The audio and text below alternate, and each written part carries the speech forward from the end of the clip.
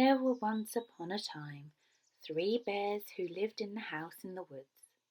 There was a little baby bear, a mother bear, and a big father bear. Each had a bowl for its porridge, a tiny bowl for the little baby bear, a medium-sized bowl for mother bear, and a great big bowl for the big father bear.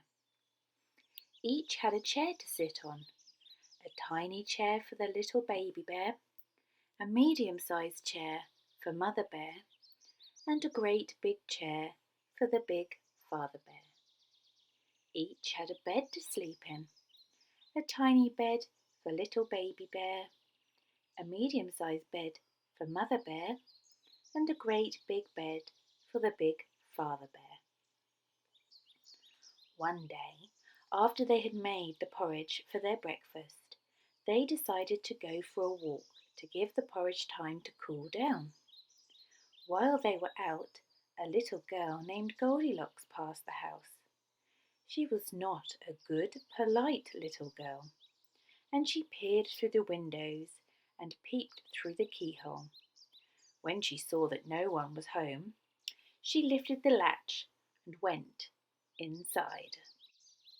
She saw the bowls of porridge on the breakfast table, and not having eaten yet, decided to help herself.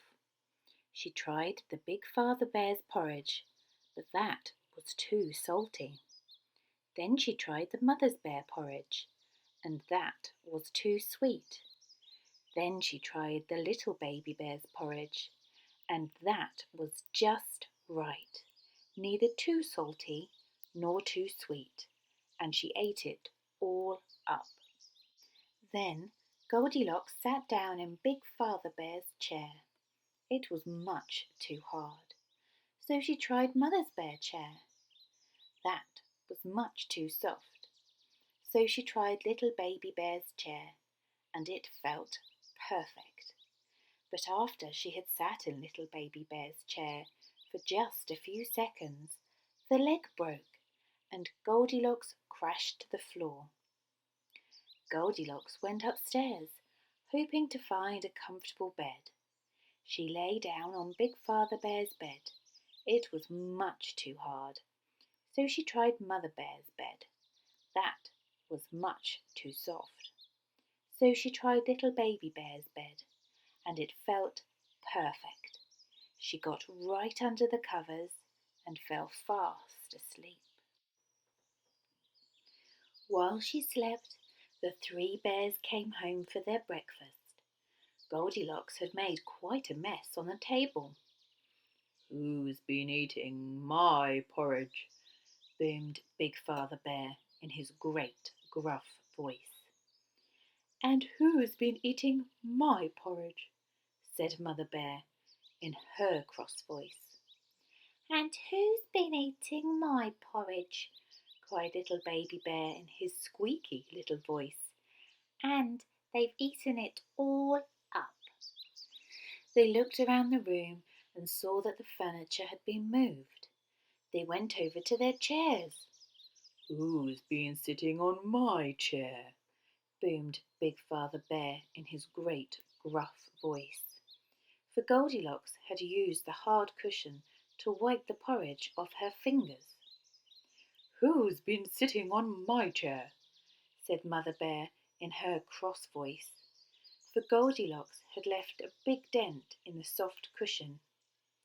"And who's been sitting on my chair?" cried Little Baby Bear in his squeaky little voice. "And they've broken it."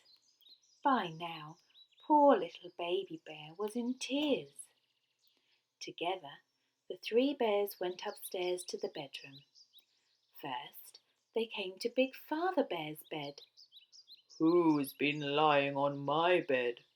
boomed Big Father Bear in his great gruff voice, for Goldilocks had crumpled the sheets.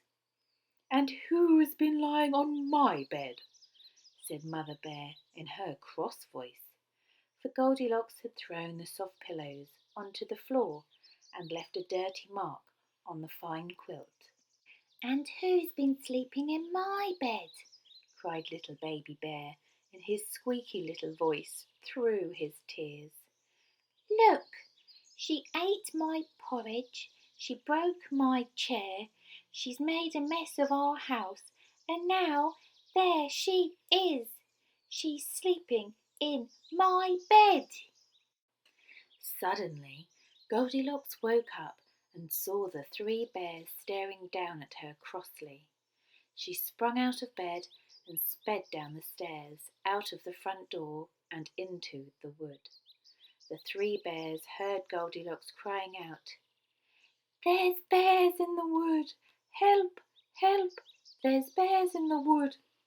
Her voice faded into silence, and the three bears were never bothered by her again. Good night.